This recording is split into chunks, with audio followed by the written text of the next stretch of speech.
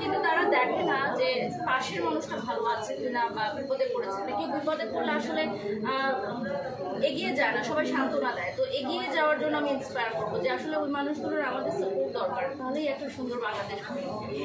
আচ্ছা, একটা মজার প্রশ্ন করি, কেউ আপনাকে প্রমিস করিয়ে সিক্রেট শেয়ার করার পর সেটা অন্য কাউকে বলে দিয়েছে? না, কারণ হচ্ছে আমি খুব কম মানুষের সাথে চলেও কম মানুষের সিক্রেট জানি।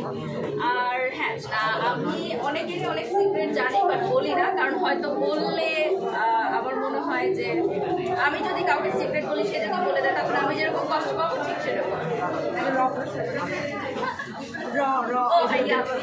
আচ্ছা, অভিনয়পুর সাথে এখন কাজ করছে, কিন্তু ব্র্যান্ডগুলো চায় তাকে।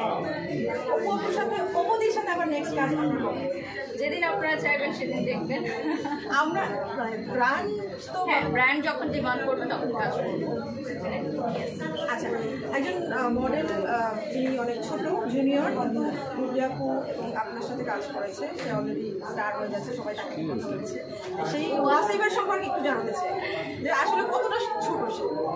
আসলে ওয়াসিফ এখন স্টুডেন্ট, লেখাপড়া করছে। তো আমি মনে করি যে ক্যারিয়ার যদি ছোট বয়স থেকে শুরু করা যায় সেটা একটা প্লাস পয়েন্ট। এবং এখন অনেক এক্সপিরিয়েন্স এবং আমি মনে করি অনেক প্রিভিলেজড অলসো যে ও এত আর্লি স্টেজে এত স্টারদের সাথে কাজ করতে পেরেছে। সো এক একজনের লাক থাকে, এক এক ধরনের, এক একজনের লাক ফেভার করে।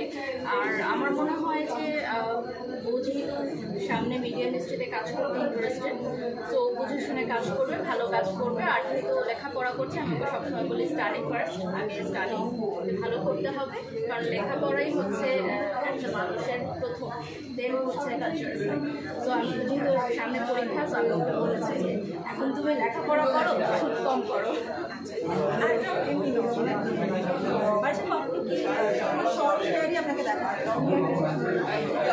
লং হেয়ার আমার পছন্দ, বাট লং হেয়ার আমি মেনটেন করতে পারি না। আর আমার যেটা একটা ছোট বেবি আছে, সব কিছু মিলিয়ে আমার মনে হয় যে লং হেয়ারটা আমার জন্য ডিফিকাল্ট রাখা। বাট আমি একটু ট্রাই করছি লং হেয়ার রাখার জন্য, দেখা যায়।